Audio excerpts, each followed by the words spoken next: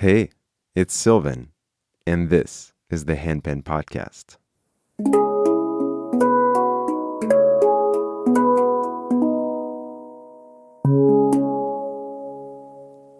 If you just read the title for today's episode, you know what's coming.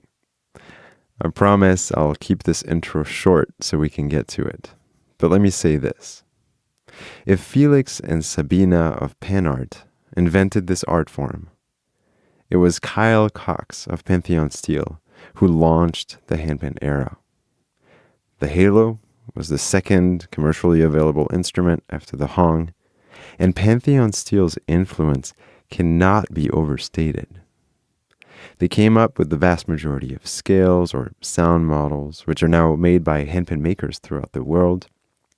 They fostered a culture of kindness and generosity by participating to the first handpan gatherings. And they shared knowledge, empowering many people to pick up the hammer and start making handpans.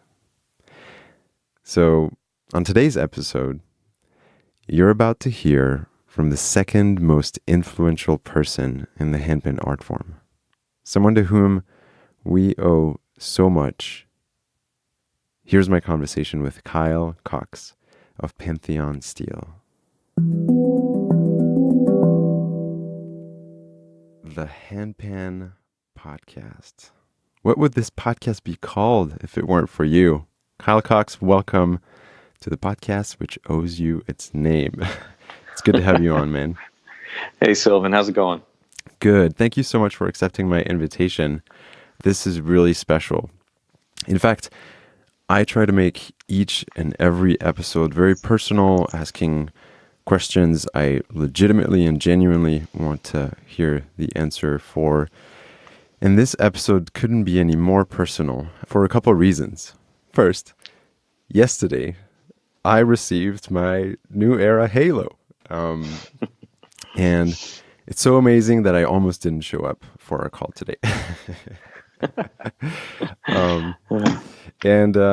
Second, when I started this podcast, your website, pantheonsteel.com, was a really big inspiration because you verbalized some things that have helped me define the theme for this podcast, which is the simple joy of creating. Mm-hmm. On your website, you talk about the halo offering the rarest of gifts, creative freedom. And this is lingo that's very common on the podcast. Mm-hmm. So for these reasons and so many more, it is so good to have you on. Thanks so much, man. I appreciate you asking me to be on. And I really love what you're doing here. Having good, meaningful discussions with people about not just about the handpan, about who they are and how they use the handpan in their daily lives. I think it's deep and rich stuff you're doing there. Thanks. Appreciate that so much. So in the short amount of time that we have, I want to take a trip down memory lane and hear the halo story, because it's my understanding that you've got a pretty big anniversary coming up. Yeah, mid-March is actually the 10-year anniversary or the 10-year birthday of the halo when we released it to the public. It's crazy. Wow. Man, 10 years. It's gone amazingly fast, but there's so much in those 10 years. It's hard to believe that it seems like it's happened fast. Mm-hmm. But man, it's been quite a ride. Yeah, you've gone through so much, and we're going to talk about it. But maybe my first question is, who was Kyle Cox before the handpan? Professionally speaking, yeah, something like that. I was a steel pan maker before getting into making the halo. Okay. So obviously there's so much overlap. Yes.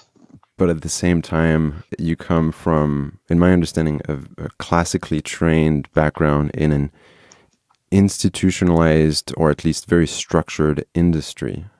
Right. Is that correct? That's very true. And Hold on, I'm getting another call. Let me end that. Okay, we're back on. Yeah, my bad. I just had to turn the phone on Do Not Disturb so nothing comes through. Sorry. No worries. I don't think that's happened on any of your podcasts yet. No, you're right. You're a busy man. I understand. Okay, where were we? I was talking about institutionalized beginnings of my music, I guess. Yeah. Was there more to that question, just so I get it right? Well, I guess what drew you to pursuing this new form of the steel pan? Oh, man. Yeah, we have 20 minutes, huh?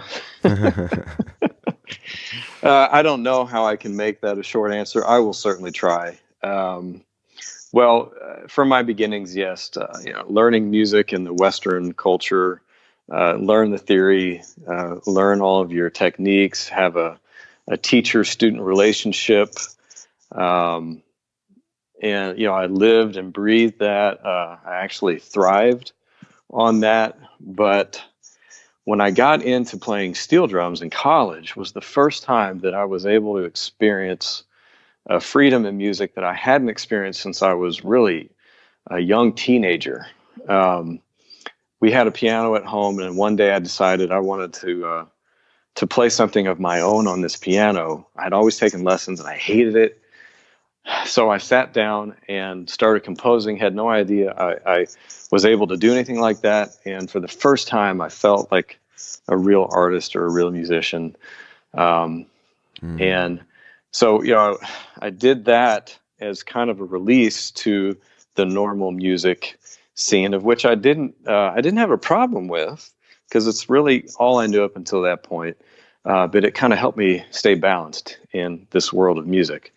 So I go to college to study music, very regimented, organized, structured, intense experience of learning music. But I had lost that freedom of creating, and I guess I was kind of out of the flow of playing piano. They weren't, even though I was in a school of music, they weren't really that accessible. Come to think of it, but it wasn't till I joined the steel drum band that I realized this musical freedom. So steel band is a lot like jazz band, where there's a lot of improv. So my first year playing steel drums, I just played in the group. I played the notes that were written, but still loved it. And then the next year, another guy who played beside me, who was a great player, his name was also Kyle. He left the school, went somewhere else, and my teacher said, "Okay, Kyle, you got to be Kyle. You got to be the old Kyle and start taking the solos like he used to."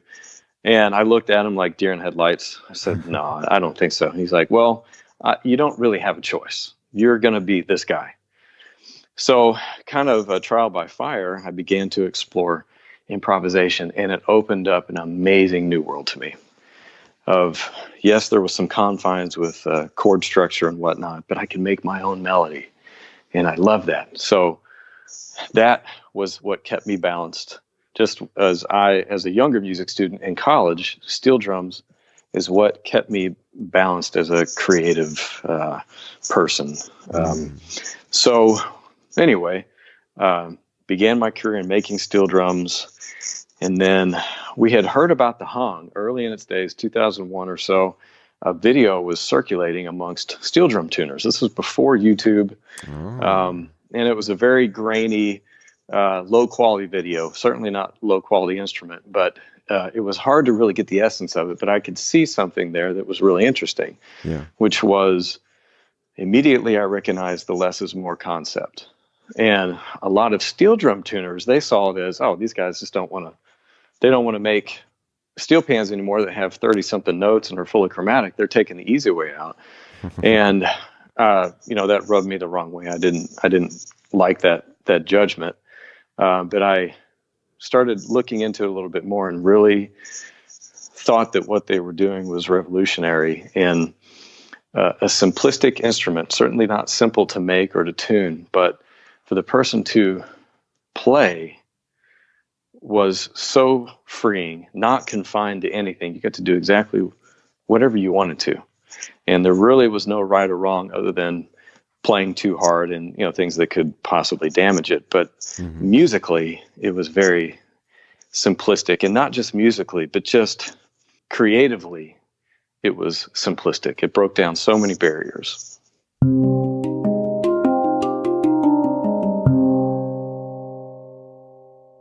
Well, it's my understanding that when you've performed at handpan gatherings, you're always improvising, right? Oh, yeah. Well, once I got into this, and how I was brought up through the whole music programs of the regiment, the steel drums broke me free of that, and then getting into making the halo reinvigorated that concept. And I kind of vowed to myself that, well, since I have the blessing of always being in contact with various halos of various sound models, I was lucky in a sense. I didn't have just one that I had to do the most with, or to go out and perform on it. I didn't have to write pieces, which there's certainly nothing wrong with that. I mean, there are some amazing handpan pieces out there that I'm glad were composed and learned to be able to be repeated, because that's amazing. Right. I was a little bit different, and kind of that I didn't have to, nor was I able to have one halo here always to always play, because they're in and out. They're created and then they're gone. They're created and they're gone. So it keeps it very fresh for me. And I kind of made a vow to myself is I'm seriously going to resist a planned performance or a rehearsed performance. That I love creating so much. I love making music so much that I'm going to be much better just at improv, because I always was as a musician. I always did much better in the moment. So music on halos for me is improv, and it probably always will be. And anytime I've tried to recreate a past performance, it was a horrible failure. So I've learned my lesson anyway. Well, I find that incredibly profound and inspiring, because I think as musicians or as artists, we tend to gravitate towards controlling the art. So anyways, I just think it's really interesting. Okay, I alluded to it at the beginning of this conversation, but you came up with the term handpan. Yeah. Do you have a recollection of the moment when you did that? Well, I suppose so. Back when there was only the hung, I actually happened to call it the hung pan, because when the first time I saw the hung, I knew that they were also steel pan makers, or they had been steel pan makers. There's the word pan in PANArt, and they made steel pans. I enveloped the hung into the steel drum world because the handpan is part of Trinidad. And I just inherently felt that. So it just came out in the way I even categorized the hung pan. Yeah. Well, we all know that hung means hand. It's very simple. I don't think I did anything super profound there. But I also knew that Felix and Sabina didn't want hung to be a generic term. And I wanted to respect that. So at that time, there was already hung drum. That's all you knew and heard of. And they disliked that.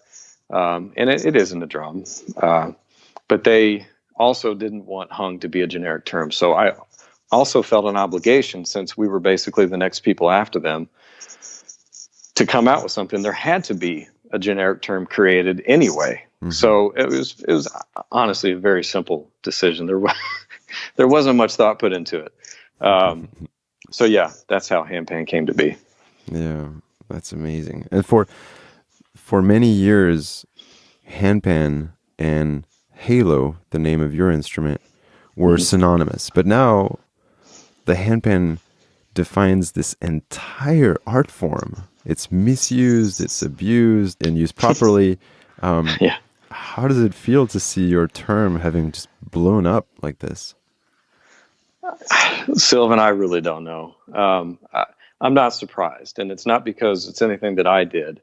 I knew how powerful this art form was and was going to become.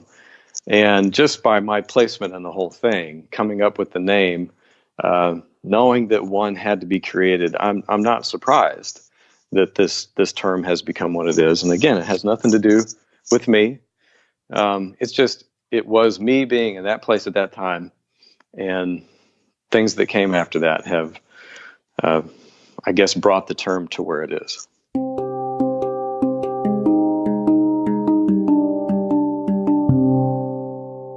How has the halo evolved over the years from 10 years ago to today? Very briefly. Oh, man. Well, to start off with, also out of respect to PANArt, we didn't want to do things exactly how they did it. Of course, the form of the instrument was proven. And obviously, if you look at a halo and a hung back then, there are some similarities because they had proven that this form and how they laid the notes out made a tremendous amount of sense. And so we went that direction. But then as far as the under the hood of how the halo was made, it was about as different as humanly possible to make the halo compared to how the hung was made. We didn't do deep drawing, which is what they did. And it was a great development for steel tuning in general. Mm-hmm. But back in the early days of Pantheon Steel, in the early days of Jim and I's relationship, he watched me make a steel drum, and he realized that there had to be a better way to make this bowl, at least, instead of air hammering it down. And that's what he was an engineer, and he loved to solve problems. Yeah. So he wanted to come up with a better, more consistent manner, and that wasn't so darn loud. He stood and watched me without earplugs in, without headphones in, and I thought it was going to blow his eardrums out. And he just stood there and watched me, kind of in amazement, but amazement that there hadn't been a better way yet to do this certain thing. So we started with the rolled technology for steel drums. It was not for the halo. Okay. We had wanted to re-engineer how we made steel drums. And so fast forward to the halo. Of course, the halo was roll formed, and that was a technology that we came up with and later patented. Mm-hmm. But it just that way of forming the shell created a whole new texture and sound landscape possible. And the fact that the halo was larger than the hung by about 2 inches, and that we went to a C3 where they had done a D3, mm-hmm. It just opened up a whole new world of sound textures. The instrument was heavier, it was bigger, it was lower in pitch, it was, I guess, real earthy sounding. So that was the original halo. And then as time went on, we really did a lot of work in how we made the notes, how we shaped the notes, how we formed them out of nothing, how we stamped the domes. So we explored every last avenue of what we could get out of the rolled shell technology. Yeah. And I had made a comment early on. I said, I never want to depart from this rolling technique until I have exercised every last bit of variety and sound that I could get from this platform. And only then will I be willing to look forward towards a different method of making the halo. Mm-hmm. So of the original generation halo, there were different varieties of it. So it was made from the same shell, but of how we made the notes and also how we tuned the notes went through a lot of variations, a lot of iterations. And then later in at the end of the OG halo, we started using we took another step forward with the roll process, or the roll technology, and started rolling the interstitial metal between the notes with a new machine, but it's based off the same technology. And we've proven that was able to shape the stish, which is what we call it in short, adequately and very evenly, better than I could ever do air hammering. And I've been at this 20 years now. Yeah. And I got to the point where I could not be as good for myself as what I needed myself to be as a craftsman to be good enough to me as the tuner. So that's when I realized we needed some help for consistency. We came up with this new machine that rolled around the notes, formed the metal down. So the last few OG halos had this interstitial rolling technique. And then when we moved forward into the hydroformed halos, that's one remnant of the original generation that we've kept, is the advanced rolling technique that still does the same thing in the new era halo as it did in the original generation. Yeah. And it creates this beautiful, aesthetic, decorative pattern, which hints at the OG halo, which is super exciting. And then have you moved towards only having Impex center notes? Well, we've been doing that for several years. Okay. That was a technique that I wanted. There's one thing about the OG halo was around the rim of the Impex or the Apex. Since it was thicker steel, it was really hard to tune those well. And it was hard to get them to sound good, especially in a novice's hands. So it required the player to change their technique for that note alone. And what I wanted to see was someone, because in the early days, most everyone that got a halo was a newbie. Okay. That was the landscape back then. And I wanted them to have the best success possible to make good sounds right out of the box, which is the whole concept of this whole art form, in my opinion, is instantly you're able to create something great and you feel good about yourself. You're encouraged. So I decided to invert the Apex to an Impex because people would not have to change their playing technique to play that note. They could just run over the whole instrument, not change their technique. And in doing so, it helped tune those rim tones more adequately. And I thought that it had a pretty good sound to it. So that's why we went from Apex to Impex. And it also further separated us from the traditional shape that Felix and Sabina created with their ding. Yeah. So and then at that point, if you saw a halo and you saw a hung or other instruments, you would know that was a different thing. So that was kind of a side note, the way it looked cosmetically. Yeah. So my new era halo is the first Impex center note of any handpan I've owned, and it takes a little bit to get used to. But I like that there is this architectural integrity because all the other dimples are Impex notes as well. And then a quick comment on what you said about the halo and the handpan in general being sort of this experience right out of the box. So when my wife came home and tried it for the first time, tried the new era halo, she said, wow, I didn't even do anything and it sounds so good. Mission accomplished. That's it. That's the whole thing to me right there. Yeah. Thank you, Jill. Yes, thank you. I'll tell her. And the cool thing is, I've been playing handpans for over 10 years. Right. So I could get caught up in, I want the instrument to be hard so that I can show my level of mastery. But no, I mean, it's the simple joy of creating, and it's such a satisfying handpan playing experience. That's very encouraging to hear. It really is. Yeah. Well, go ahead. You were getting ready to ask something. So one thing that I feel drawn to with the halo and your company, Pantheon Steel, is that you're both, on the one hand, very cryptic and secretive and cool with all these machines. Yeah. I mean, remember the all the rumors about the halo and the cool tech that you guys were coming out with? I suppose.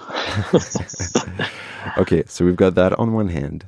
Okay. And on the other hand, you're very generous and down to earth. Even your being on this podcast reflects that. And you've had this great culture, appearing at handpan gatherings, spending time with the handpan community, being involved from day one.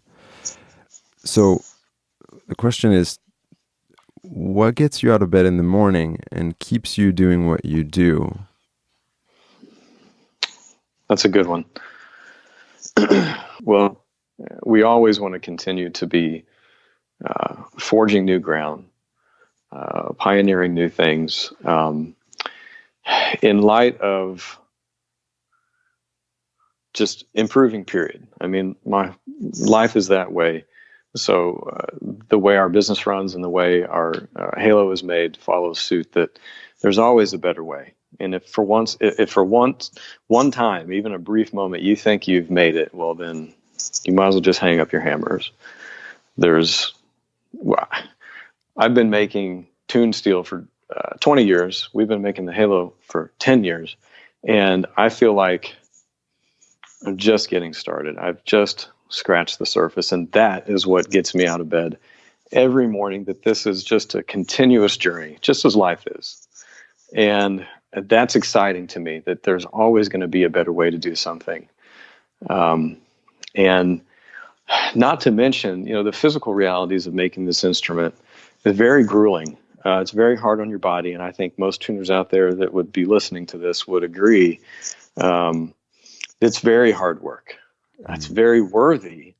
It's definitely a good thing to work hard for.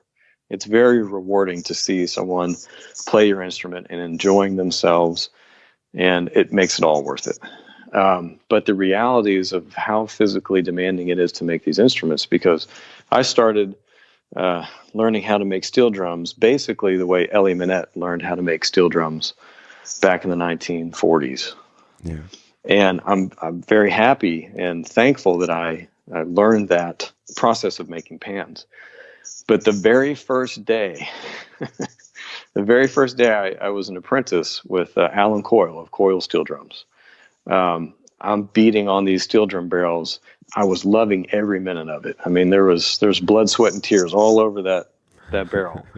But at the same time, I was loving it, but I could not shake this thought in my mind that there has to be a better way to do this. So I'm in my mind like, okay, you have to learn this legitimately, the way the originators of this art form learned.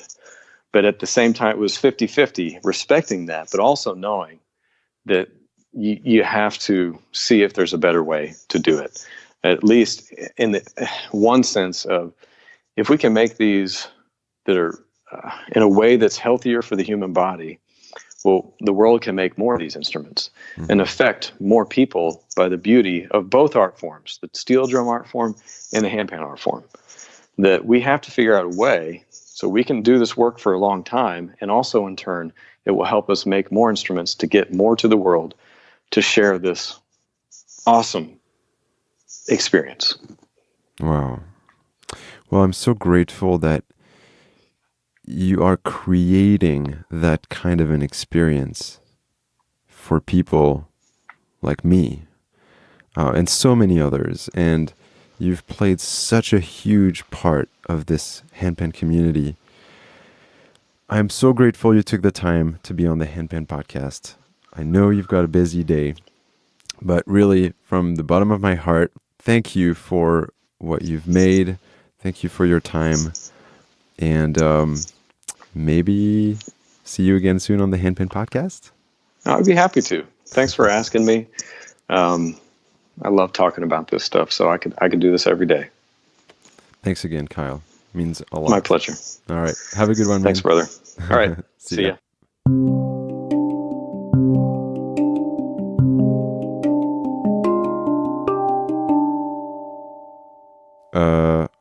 Wow. I may sound like a broken record by now, but this is more than just about handpans. I love this community. I'm totally overwhelmed by it at the same time. Yesterday, I just came back from Pantasia, a handpan gathering taking place in Joshua Tree, California, where I got to spend time with many of my handpan friends. In fact, many previous guests from the podcast were there.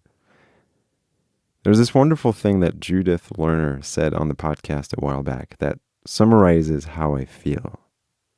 It's a statement of amazement that goes like this: the places you'll go and the people you'll meet and the things you'll do. It's a wonderful thing, and I'm so grateful to Kyle for the handpan. And I hope you enjoyed hearing directly from him on today's episode of the podcast. Their instrument is called the Halo, and their website is pantheonsteel.com, where you can learn more about this philosophy of creative freedom, and maybe even join the Halo family. That is it for this episode of the podcast. Talk to you in the next one.